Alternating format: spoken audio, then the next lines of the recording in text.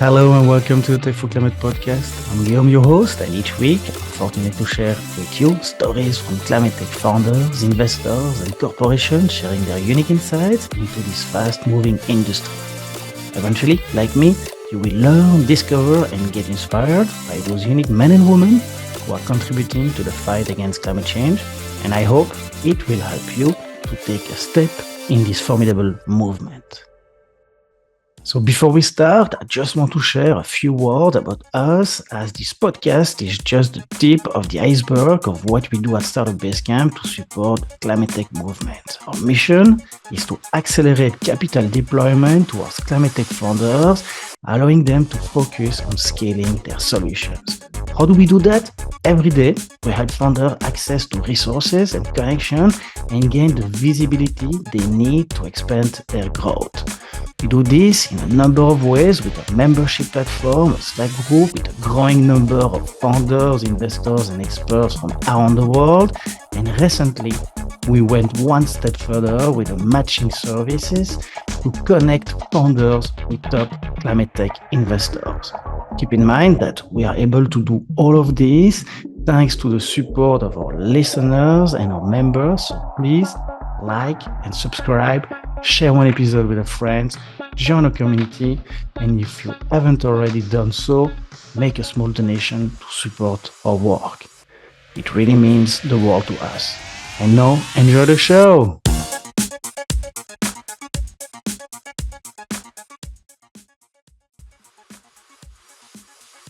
Hi everyone, during this new episode of Founder Series, we sat down with Paolo Piffaretti, co-founder and CEO at Carbonx. Carbonx is a FinTech climate startup that de-risks and facilitates the procurement of permanent carbon removal credit for companies aiming to reach net zero carbon. Paolo is originally Swiss, and unlike all his peers at the Swiss Business School, he went into entrepreneurship and founded 2 companies before ultimately ending up as head of net zero at Algolia. Yet Paolo returned after this experience to his passion for entrepreneurship upon realizing the amount of risk involved in removing residual emissions and decided to found Carbonx to help those large companies. In this episode, Paolo explores the voluntary carbon market and why it is fraught with risk. In doing so, he takes us deeper into the sector. During the show, we will cover with him the following questions. Are voluntary carbon markets fair? Who are the main buyers? What does the regulatory landscape look like today and maybe in the future?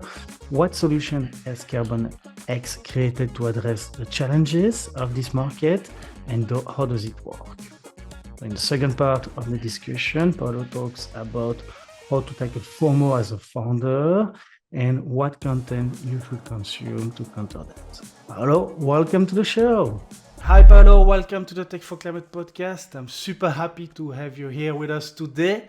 I believe it's going to be a great opportunity to hear your story and learn more about your exciting adventure helping companies to turn their climate commitments into permanent carbon removal with Carbonx. So very excited about that. Welcome to the show.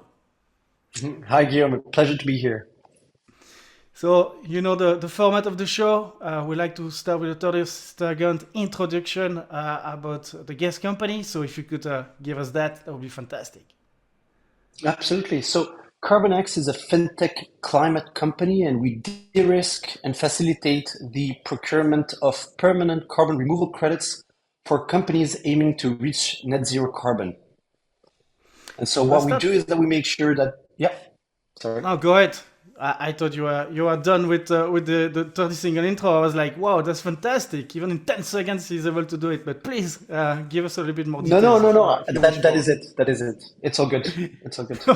Okay, I didn't want it to get your grasp, but we're gonna have time later on during the episode to dive into the company and understand the ins and outs. So let's start from the top. You know, that's really something that we like to do here, is really put the human back at the center of the interview.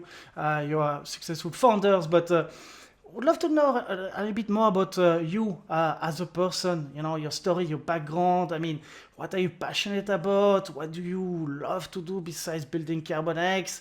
I mean, what makes you feel inspired or like your best self? As I always ask, like, who's Paolo?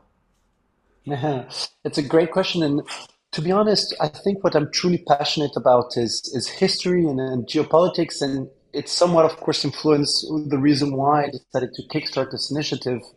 But with so much going on around the world, I think it's very important to understand what is at play, what are the dynamics happening, why do we see certain tensions rise, why is it important to tackle climate change, and what it implies for the different countries. This is a topic that is often intertwined with history, as I mentioned, and geopolitics. And today, this is definitely what I'm the most passionate about. Any other passion besides, history and politics? Do you like It's outdoor? Are you from the it's a countryside, fun the thing. city? No, it's a fun thing to say. I actually used to joke about. I had a friend back at my old job at a tech company called Algolia, and he used to ask me this question. So, what are you passionate about? And I would say entrepreneurship, not knowing what to say else. And truth be told, it's just that I love this. There's nothing more exciting than to be around people that are creating, companies that are innovating. Being part of that environment is something that is exciting. I don't see anything else more exciting for me than that. So being surrounded and bathing myself within this environment. Of course, I do love sports. I do love to hear music, like most people do. But what really gets me excited is entrepreneurship and also understanding, as I referred before, you know, the history of countries, and yeah, what makes them tick.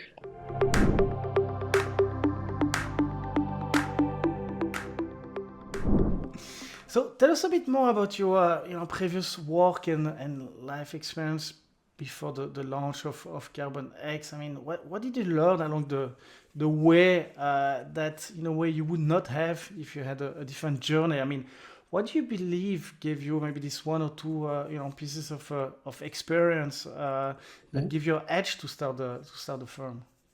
No, no, absolutely. I think so. I had a bit of an atypical journey where I finished my studies in Switzerland. So I'm Swiss originally. I studied in St. Gallen, which is a business school, and where most of my colleagues went for consultancies or finance institutions. I actually co-founded two companies, so two startups. And so, from there, I kind of had a lot of hard learned lessons. The very first company I started, actually, I ended up being sued by the Federation of Driving Teachers because I was trying to make the driving license affordable in Switzerland. And I ended up having to fight them off, and we went up to the highest instance. So that's the federal court in Switzerland, where we won, the lawsuit. But very early on in my journey, I saw that the business environment is much more challenging than what you read in books, and so I think that was super helpful. And then um, there, I also joined this tech company I referred, Algolia. This was also a very inspiring journey. This was a company that was in hyper growth. It is today the world's second biggest search engine. And there I moved from a commercial role into the head of net zero initiatives. I had net zero there. And if I were to say what allowed me to kind of kickstart kickstart Carbon X and and yeah, be where we are is mostly because of two things, which are persistence.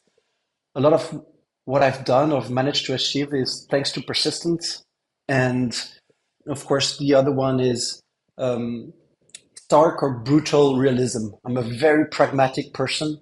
I'm always very much aware of what I have, what is to play, what is lacking, and I think it's the combination of the two that allowed me to persist and first of all create a job, at Algolia. So there was no head of net zero carbon position there. I created it, and same was for Carbonx.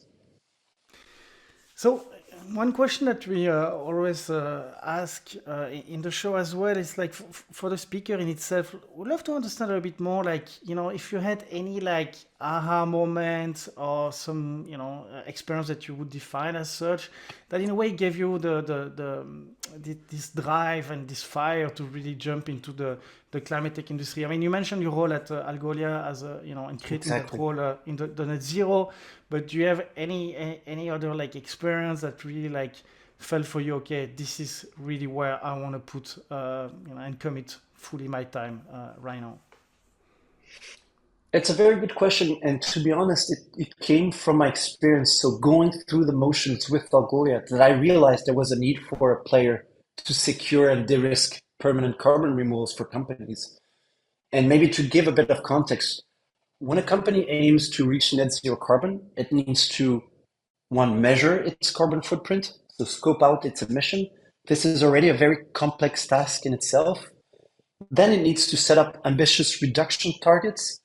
And for that, you needed a lot of internal company alignment. And yet again, it's a daunting task, a very challenging one. And then finally, once you've managed to set, reduction objectives, the goal is to then remove your residual emissions. And what I saw is that even though the first two tasks were quite complex, there were enough, if you will, players that would accompany us in our journey and help us do it diligently. But when it came to removing our residual emissions, that's where I saw that there were a lot of issues and mainly risks. And if I were to, boil down to what the two main risks were, the very first one was an integrity risk, meaning that the carbon removal credits we would purchase would expose us to greenwashing allegations, which in Europe used to be reputational risks. They are no longer that. They are actually legal risks. You can actually be sued financially for that. Should you have or make fraudulent claims about your carbon neutrality? And so, seeing that I needed to then focus on higher quality solutions, I went on and looked at permanent solutions that would remove carbon permanently. And there, what I saw was that all of these different technologies, these projects were in the becoming. It's a new industry. And tied to that was then the risk of non-delivery, which is a bit of a technicality. But what we mean by that is that since all of these projects are in the becoming, in order to finance themselves, they will sell their future emissions of carbon credits in order to obtain financing and grow their operations. So, in layman terms, what it means is you as a company might end up signing a 5 to 10 year long contract with a company that has less than a year of existence and having to deploy funds ahead, so before receiving the credits. So, from my company standpoint, that meant deploying capital at risk, which, given the current economic conjuncture, was a no go. So the idea was, how do I align my company's interests and finance these projects in order to reach net zero carbon? So before we start going into detail about Carbon X, as I mentioned prior to the interview, I'd like to zoom out and kind of understand the overall context here.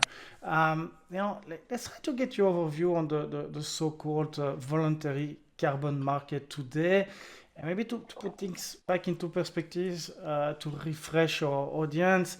If you could give us, like, to start, like, your definition on how it differ to the mandatory carbon market. Exactly. No, it's a very good question. And so the context is today, since the Kyoto Protocol, so that's 1997, there is a compliance market, a compliance carbon market where basically countries that have signed the protocols have received carbon allocation that they redistribute within their industries. And today, the compliance market represents 98% of all carbon markets, if you will. And what we're seeing and what we're focusing on is the voluntary carbon market, as you're referring to. And what the voluntary carbon market is composed of mostly is, on one hand, credits that are issued following avoided emissions, and I will explain in a second what avoidant emissions are, and credit issued following the removal of carbon from the atmosphere, so the active removal. And if you will, within this voluntary carbon market, avoidance offsets are still the majority of it. So 80% of the voluntary carbon market to this day are traditional avoidance offsets. And now what offsets are, they are issues or credits that were issued to finance, for instance, renewable initiatives. And so it was a way to allow renewable technologies to ramp up, reach the economies of scale in order to compete with more traditional energy supplies. And so this made a lot of sense back in 1997 when we needed to, of course, heavily finance these renewable energy that we're now seeing pop up everywhere. And avoidance offsets are a fruit of that. But the issue is that with regards to the Earth's perspective, 1 ton of avoided emission represents nothing in the sense that if we were to, as a company, emit a ton of CO2 and try to mitigate it with one avoidance offset in terms of net emissions, there's still one emission more in the atmosphere. And that is why today there's a lot of issues around the credibility of these offsets. And so in relation to that, what we saw now is the rise in carbon removal credits, which represent 20% of the voluntary carbon market to this day. And removal credits, within removal credits, you will find two main categories. Temporary carbon removal credits, so where the removal is done on a temporary basis, that is mostly done through reforestation, afforestation initiatives. And then permanent removal credits that are issued through the permanent removal of carbon. And here, permanence is measured over multiple centuries, if not thousands of years. And so that is, in a nutshell, what the carbon market is. I thank you for this complete, overview. I like to, in this context, like double click a little bit on the, who are the main, buyers on this voluntary carbon market. I mean, if you could tell us maybe a bit more about like their profile and what are their motivations and maybe if you have some data points regarding like the quantity of carbon credit that are currently, into the marketplace. What type of amount are we talking about in terms of dollar, but also in terms of quantity of carbon credit? Is it like, are we calculating that in terms of GSG avoidance or offset? It sounds like there's like a little bit of like gray area there. Absolutely. And if you can tell us a bit more about like, if there's any like projection that you see in the future. It's a very relevant question, and I think this is one that a lot of people are trying to answer.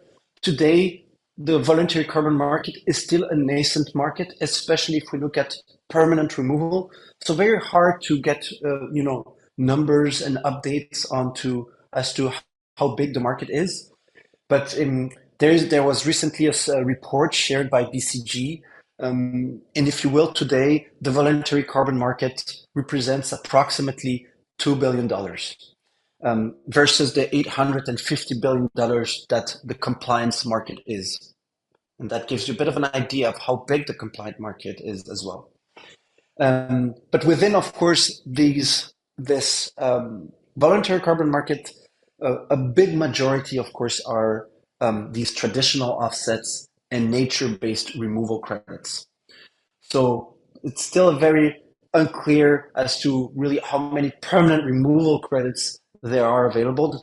This is something that we're heavily focusing on our end with Carbonx, so providing more market data to provide more visibility as to what is available. I think this is what is needed in order to foster broader market adoption.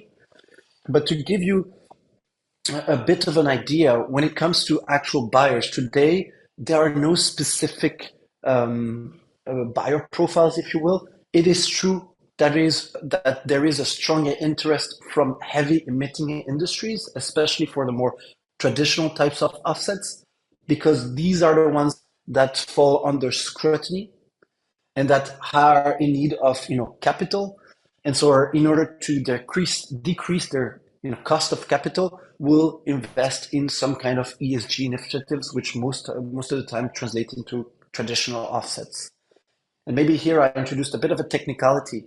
But with, the growing climate change, there is a growing demand from investors for companies to invest in their ESG impact. And so for companies that are slacking, that are doing nothing, of course, the cost of capital increases because it goes against what investors are expecting most of the time. And so that is in terms of perspective. So here I shared with you the numbers. So $2 billion for the voluntary carbon market. I think what is important to understand is that this is meant to drastically grow. And a conservative estimation is by a factor of 5.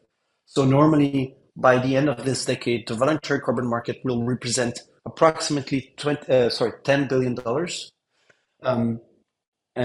But it also ranges. There are estimations that think it will account for $40 billion. But what we know for sure is that, and here maybe we're getting into also more projections about what the future holds for us.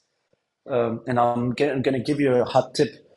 We're in discussion with the European Commission, and the purpose or the goal of the European Commission is to actually integrate the high quality permanent carbon removal credits within the compliance market. And so what we know is that, and they plan on doing it post 2030.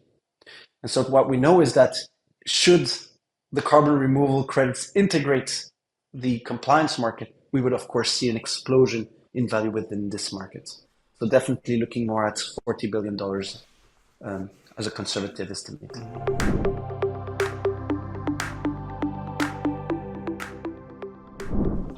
So, and you mentioned that a little bit, but like, what? Love to get your insight a little bit on like maybe those challenges and opportunities that you see that in a way could accelerate this voluntary carbon market deployment, and maybe following that. Do you see, and you mentioned that with like the European Commission, for instance, but do you see a need for maybe a merging between the compliance market and the voluntary market, and finding ourselves at the end of the day with just one type of market that will aggregate the panel of solutions available, but on the other side, this large portfolio of increasing companies that are forced or that will be enforced to offset, to permanently sequester as well their emission in itself? It's a very fair question, and I think here we need to understand the context. And what the context is, back in 2016, I believe, we signed the Paris Agreements. And the Paris Agreement is an accord amongst countries to set in place different sustainability climatic actions to avoid the worst effects of climate change.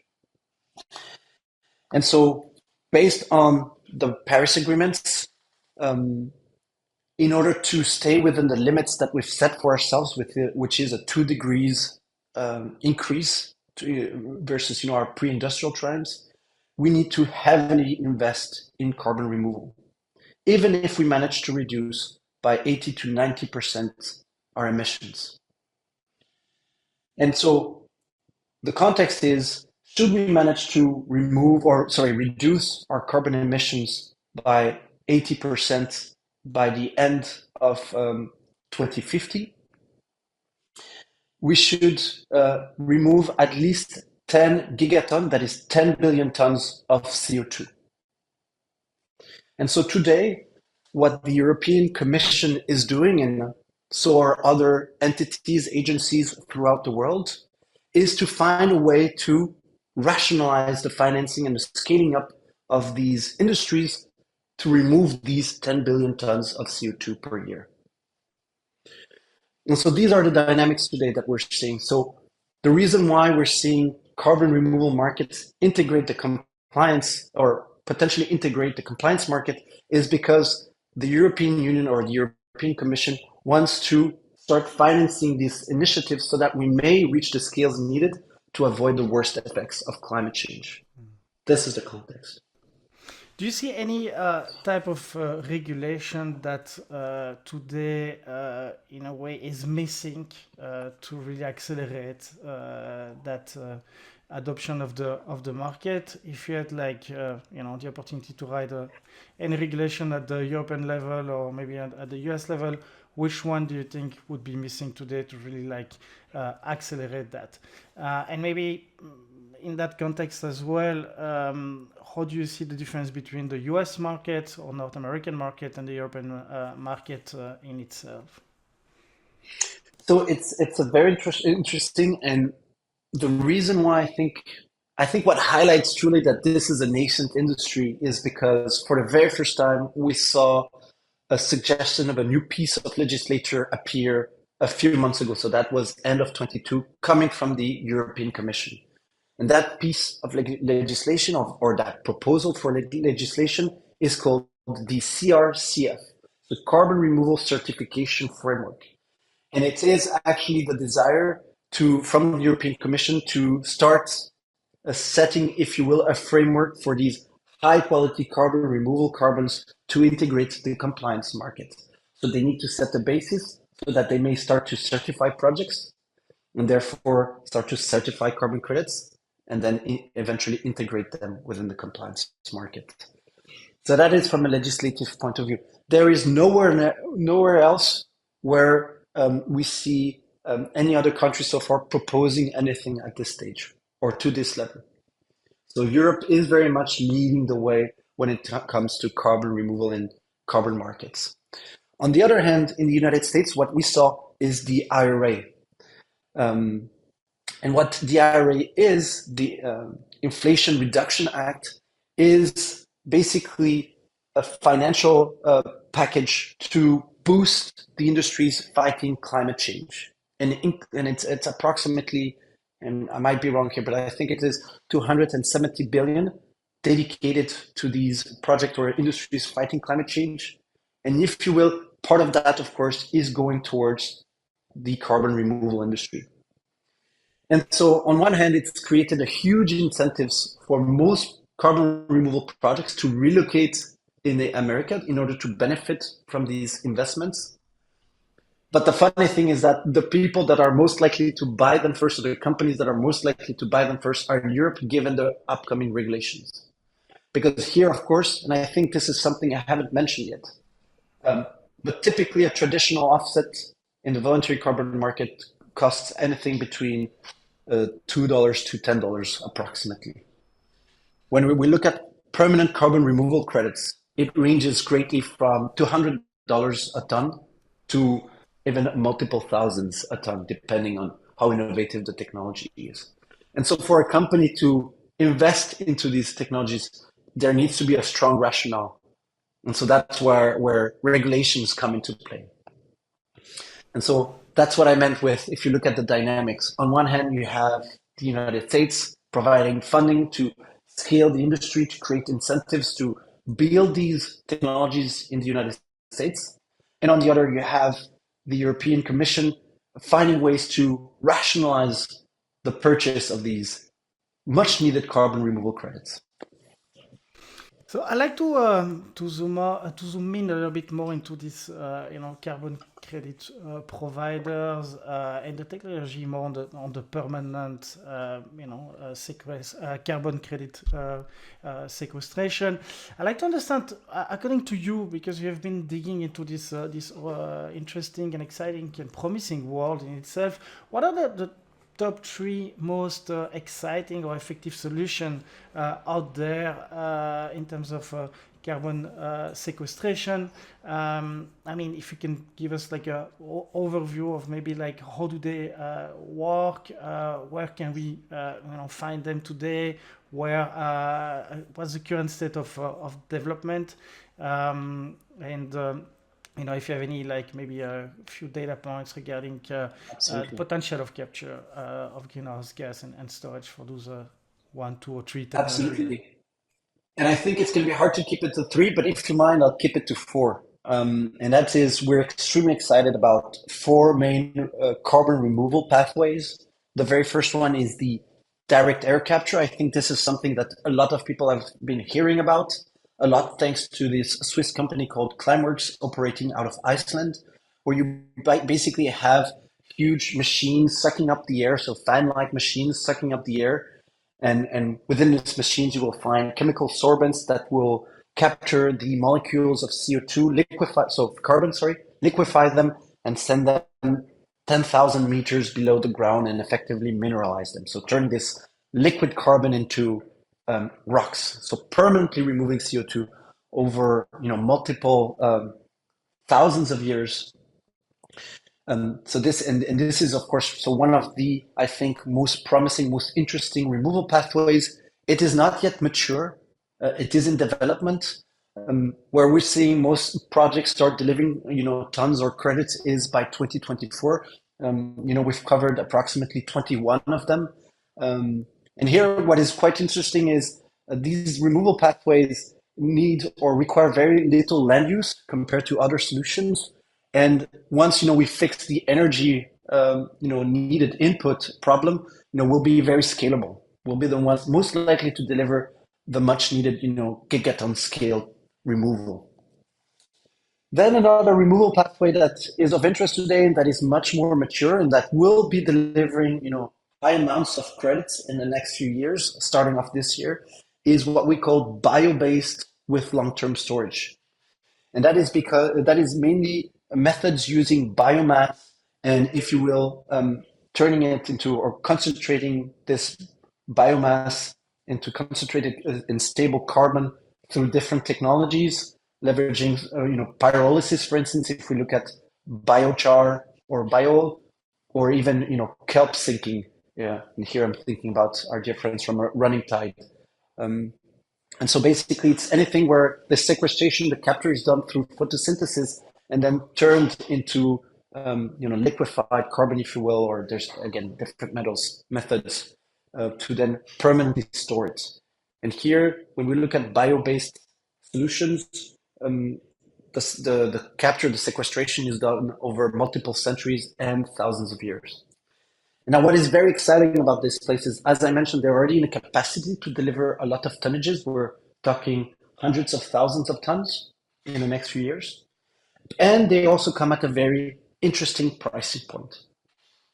And so, and I think here we're getting closer to, the $200 a ton pricing point, which still is $100 more than, what is really needed, but definitely going towards the right direction. And here I hinted at a point that is very important that we have yet to mention.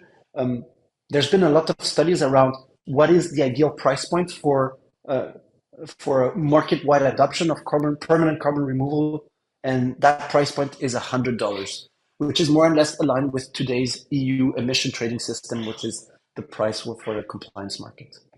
So now we've talked about two removal pathways. I'm going to go for two more. First, enhanced weathering. That is very interesting. So enhanced weathering is the use of minerals that naturally react with the carbon molecules and capture and mineralize with the carbon molecules, and that occurs naturally. And there are now technologies that accelerate this natural process by a factor of 1,000. And so this is, again, one of the technologies we're very much excited about, where we'll see a lot of tons being delivered in the next few years. And that already also provides us with very interesting price points of $200 a ton approximately. And finally, the last removal pathway we're very much excited about is ocean alkalinity. And ocean alkalinity is a technology that will alter the chemical composition of oceans for it to capture and sequester more carbon. And so this is also a very interesting technology. It is probably the less mature one. As to it, there is a lot of work still to be done on the measurement, reporting, and verification bit of this technology. And there are also some questions around the legality of it, in the sense that can we alter the chemical composition of oceans? But nonetheless, these are very interesting technologies like enhanced weathering, ocean alkalinity, sequester carbon over thousands of years, which is very much what we need at this stage. So to close this section before we jump into Carbonx, as everyone knows, there is always like some controversy and some public opinion backlash between the tech or engineered solution versus like the natural-based solution. What's your intake there? I mean, are they able to coexist and really make sense together? Or what is missing, according to you, to increase maybe collaboration in terms of like those kind of like two big pathways today? I think nature-based offsets and technology-based ones or technology-based removals, they definitely go in hand. Today, we'll probably see a big part of the credits being delivered by nature-based removals. The only issue I would say that are tied to them is that for most nature-based removal projects, it is very hard to to verify the claims of each credit issued. It is very hard to prove the additionality of each project. And since we're dealing with nature, there's a very high chance of reversal. So what I mean by that is when you buy credits coming from a forest and that forest goes into flames, there aren't really proper mechanisms set in place to compensate you for these credits that should have gone into, that should have also vanished with the flames. And so that's what I meant by, there's a lot of risks that are tied to these nature-based offsets. And that is because in nature, these ones are temporary solutions. And so most public companies will look at the co-benefits, and we'll talk about co-benefits when talking about nature-based solutions. And I think it's very relevant. I think nature-based solutions are not necessarily great mechanisms when it comes to removing carbon because the removal should be done over thousands of years. But they're great for biodiversity, empowering local communities. And so when a company is asked about its broader ESG impact, I think these nature-based solutions are a great solution for that. But they're not the main, if they're not, I would say, the most appropriate mechanism when it comes to removing your carbon footprint. I used to have this conversation with this person based out of the European Commission, and that person's opinion was, let's think about the main benefits first before talking about co-benefits. And so here, when we talk about carbon credits, the main benefits should be about removing carbon. And that is why we need verifiable, additional, net negative, with no re-emission risks solutions. And that is why we're doubling down as Carbonx on these specific removal pathways. So let's go deeper into Carbonx now. I mean, and you already unveiled that a little bit, at the beginning of the interview. But what is the story behind it? I mean, who is it for, and which gap did you initially identify that led you to the current version of Carbonx? I mean, why did Carbonx have to exist in a way? If you can like just reframe all of that prior going into the how does it work and the user experience in itself, and in a way your secret sauce.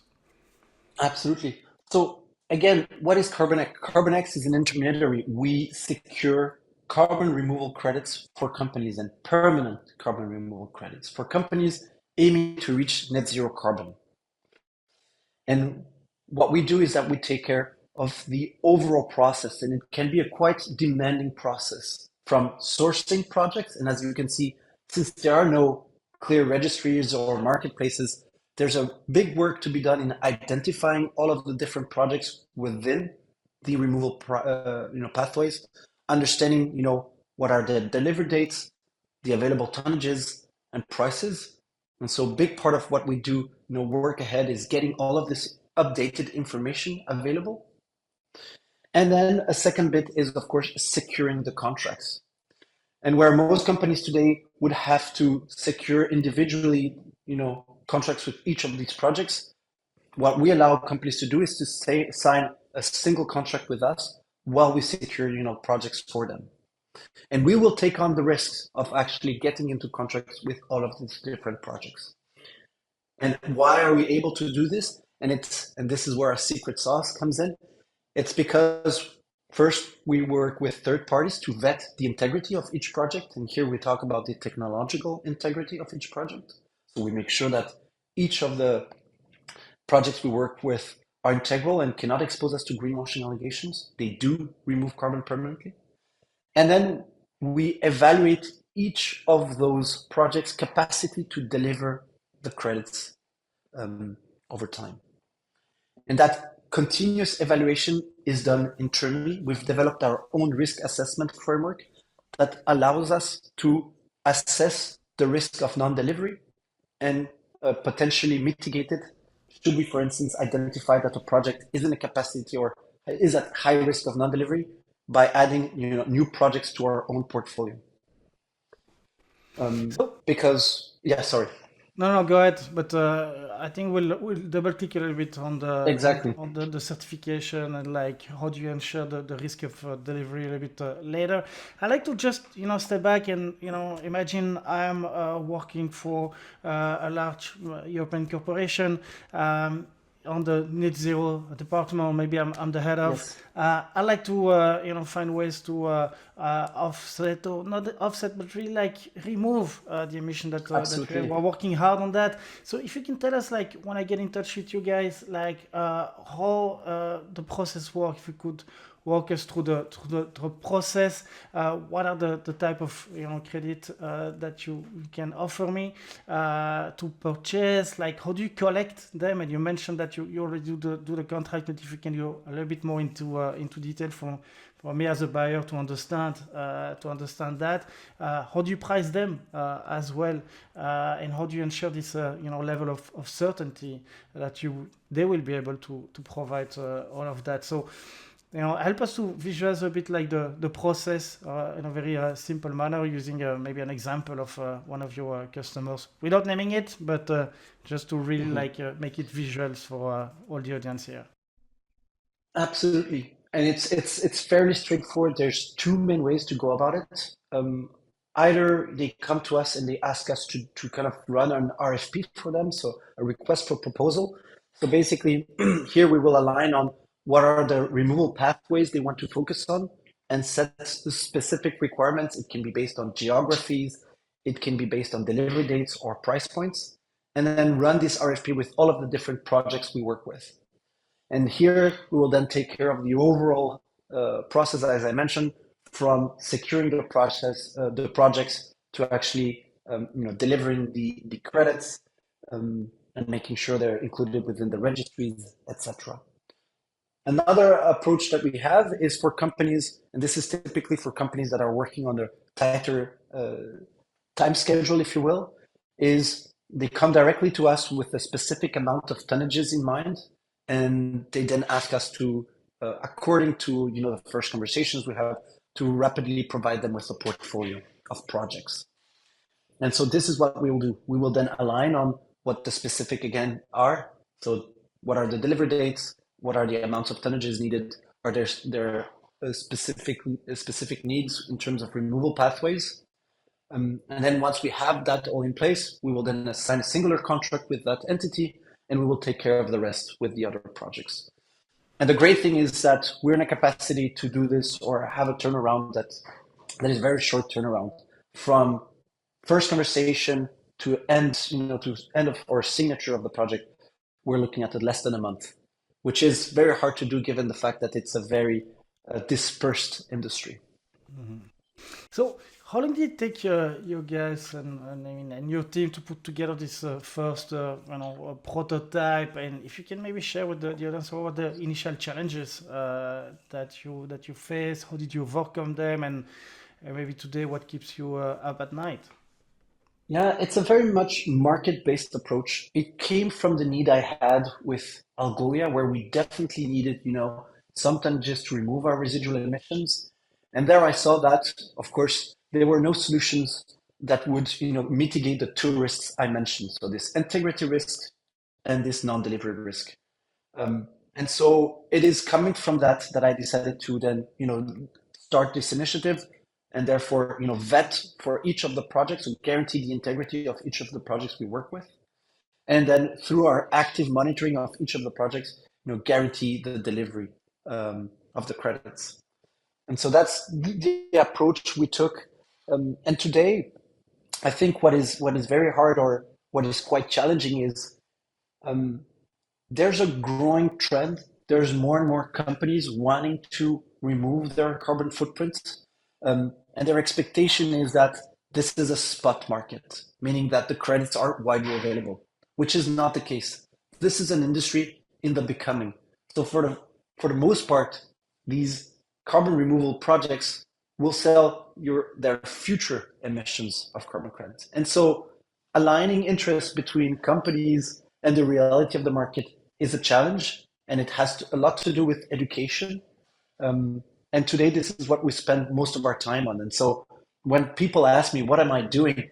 I always say, I try to rationalize the procurement of these solutions. Because of course, what will happen is company will come to you and they'll say, okay, we're just about to issue our sustainability report. We need this amount of tonnages to remove our residual emissions and reach, this milestone we've set for ourselves. Where can I find these credits? And we need them now. And that is very hard because most of the supply is already locked up, if you will, to a certain degree.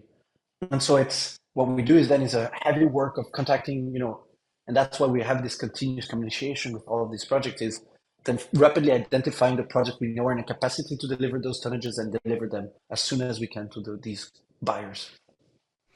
So out of the 20, you mentioned like 21 credit removal suppliers, or that where you're buying those options for That the is future. for one removal pathways. We've covered more than 60. So today we retain more than 60 projects. We've vetted more than 100 of them. Um, yeah.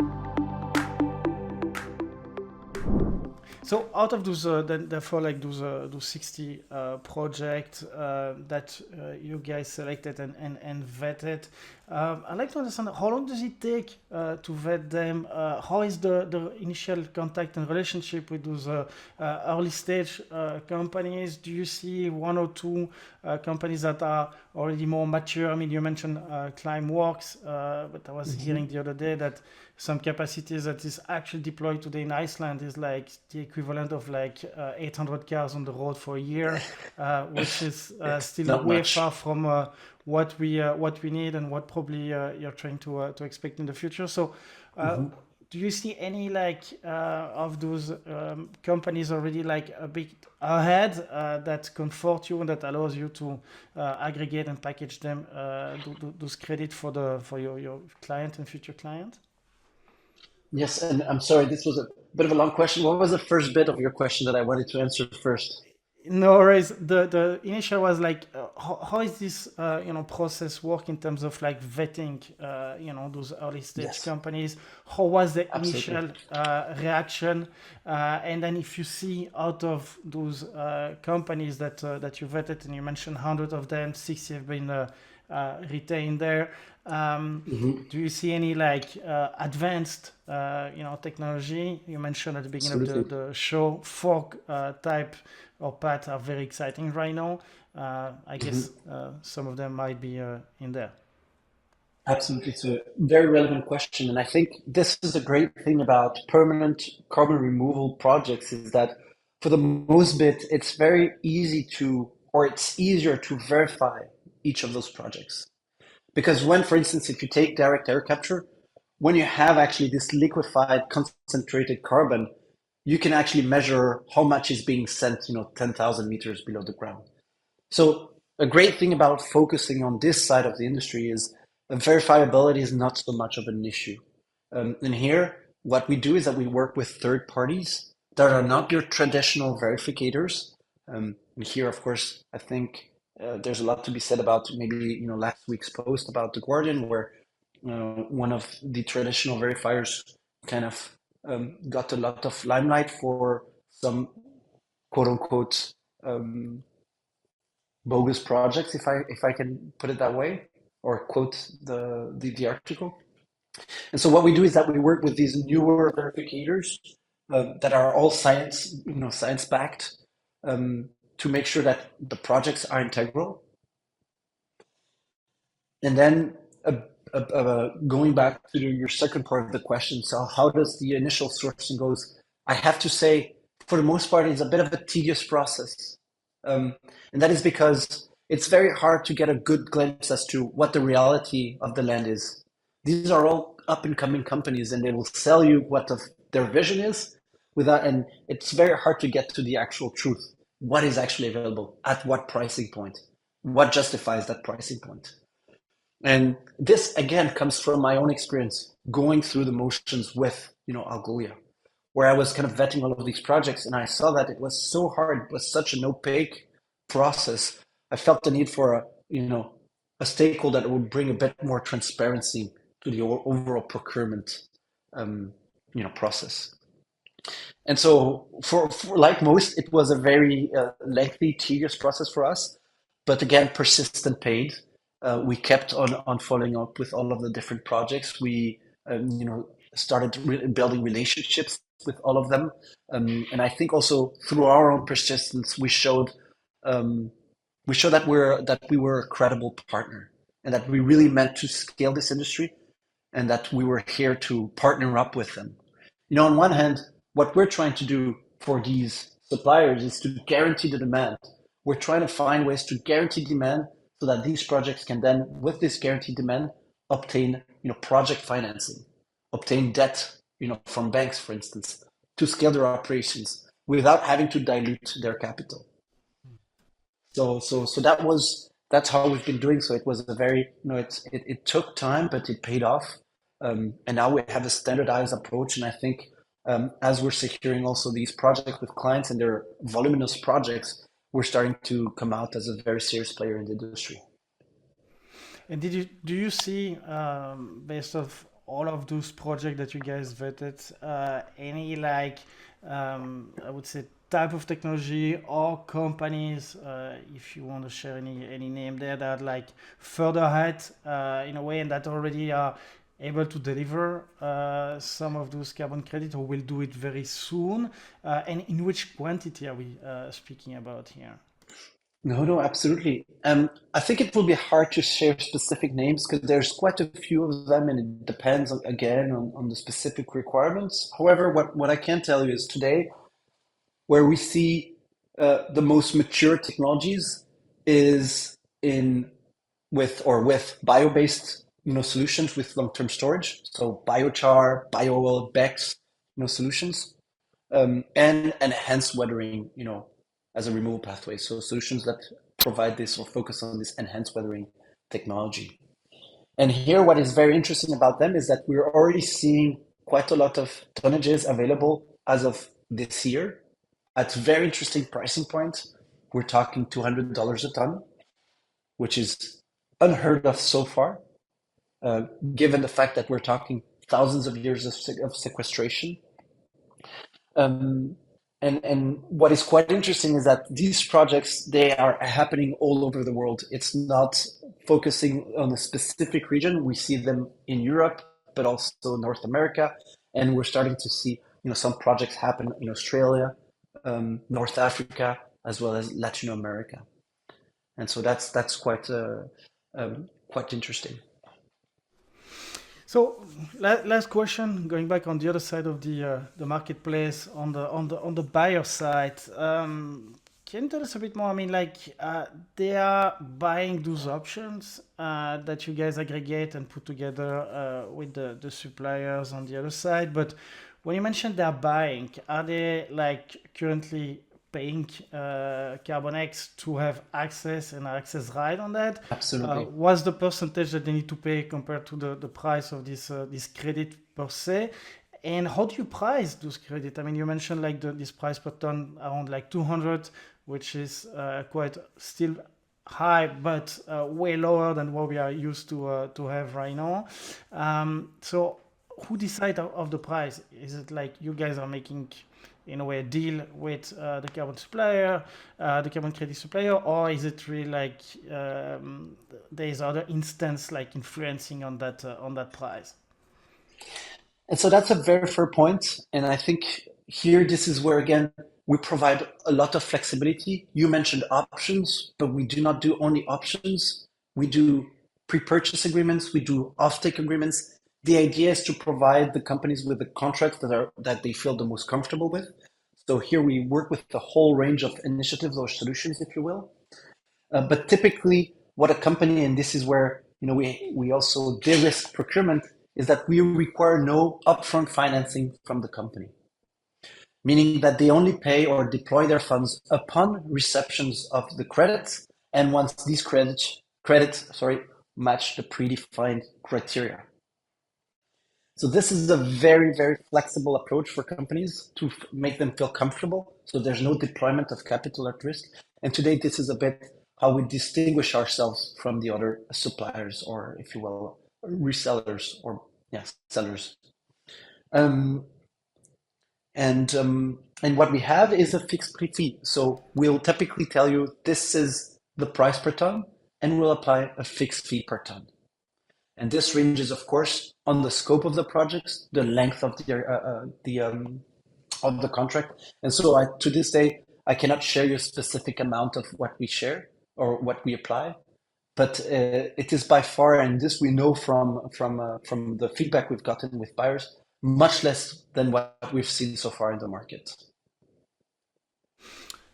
And in terms of ton, price point, can you tell us a bit more about the mechanism behind like that define that price and Absolutely. that you communicate through your It's to a your client? So how does it work there? Who is like absolutely. looking at it to make sure that there's no like fake rebate price. In fact, it's a little bit more expensive It's than it funny you should mentioned be or this. cheaper. Absolutely, and we include that in contracts. Should there be any guarantees that there are no, backhand rebates? We're very transparent about the way we operate, and the great thing about how we work is from the get-go. So, meaning from the very first conversation, we'll actually show you what the prices are, what their available tonnages are, and delivery dates. It's everything I missed when I was doing it for myself, and that is because getting or reaching net zero is such a complex task. When you get to the very last step, you want it to be frictionless. And so that's what we're trying to provide. We want to make sure that from the moment you engage with us, it's a frictionless, it's a seamless experience. You will get directly what the pricing is per removal pathway. You will get directly, the delivery dates and the tonnages. And then based on what you decide to focus on, we'll select the projects and then you'll have the fixed pricing defined. But all of that is done in a very transparent manner, if you will. And a big part of what we do is also making sure we're cross-referencing, what the prices shared from these projects are. We want to make sure that, to some extent, they're based on actual costs and represent, of course, a factor of reimbursement. But we don't want to be overpaying for each credit. And so having us as a dedicated procurement team make sure that allows you to feel comfortable with the prices you work with. And again, it's by having kind of this diversity of projects we cover that we know we're dealing, for instance, with a supplier that has a very attractive price point, and that's what we provide. And out of curiosity, what's the range in terms of price based on the different technology and pathways that you described? You mentioned 200 is probably the bottom line. And Absolutely. how far does it go in terms of price? And do you guys have any Oh barriers yes. of times saying, okay, no, this is too expensive for like our buyers? So guys, come back later when you have a better price point to propose. We never rule out any projects, in the sense that we'll always list them and they'll tell us what their pricing is. And a lot of our clients are also impact based, so they won't focus so much or won't have a ton for ton approach, meaning that they want to remove, if they want to finance 1 ton, they can actually remove. Most of these companies, they want to maximize their impact. And so if it means buying a ton that is quite, expensive, but it helps this new technology scale and reach the economies of scale that will bring down the total cost, we'll then include that in our portfolio. So I will be, quite open about this. Most of the time, it's not necessarily pricing based. It's not a pricing conversation per se. It is an impact conversation. And here there's for direct air capture, where we see the market average be is at approximately $900. We are in contact with projects can do it for $450 a dollar for direct air capture. So that's very interesting and very promising. For bio-based with long-term storage, where we see the market be at $300 a ton, we're looking at 880, 200. For enhanced weathering, market is at 450, we're at 200. And then finally, for ocean alkalinity, It's market at 450 and we're at 300. And here you said it. I'm being very open about this. And I think it's very important for companies and buyers to know about this because a lot of them kind of have this idea that permanent carbon removal is out of reach, is upwards thousands when it isn't. Um, and so, and for most of the price points I've shared with you, these are for deliveries within this year or next. So if we look even further into the future, let's say 2025 or 2026, we're looking at much more competitive pricing. And I think that's what's very exciting about this space. Last question on my side. Maybe you can tell us a bit more about like the competition today, maybe in the US or North America and Europe. I mean, why are you guys different or maybe better?